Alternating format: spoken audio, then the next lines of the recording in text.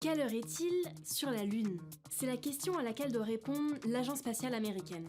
La Maison-Blanche a récemment chargé la NASA d'établir un référentiel de temps propre à la Lune. Sur Terre, nous avons déjà une échelle de temps de référence, UTC en anglais, et qui s'appuie sur un réseau mondial d'horloges atomiques. Et pour l'instant, chaque pays qui dirige une mission lunaire peut décider d'utiliser son propre fuseau horaire ou cette heure de référence mondiale. Mais ce n'est pas très pratique. Par exemple, si aujourd'hui deux astronautes de nationalités différentes décidaient de se donner rendez-vous sur la Lune à une heure précise, ils n'arriveraient pas forcément en même temps. L'objectif serait donc de créer ce temps lunaire, puis de le relier à notre temps universel coordonné. Mais cette mission n'est pas des plus simples. Pour réussir à aligner les aiguilles de nos horloges, il faut prendre en compte le fait que, dans l'espace, le temps ne s'écoule pas à la même vitesse. Plus la gravité est forte, plus le temps s'écoule lentement. Et comme la gravité de la Lune est un peu plus faible que celle de la Terre, les aiguilles avancent un peu plus vite. Rappelons que le temps est fondamental pour géolocaliser avec précision des objets, et surtout quand il s'agit d'engins spatiaux ou de satellites. Si jusqu'ici, l'absence de référentiel n'était pas si gênante, de plus en plus d'agences spatiales et d'entreprises privées envisagent des missions vers la Lune. Le but,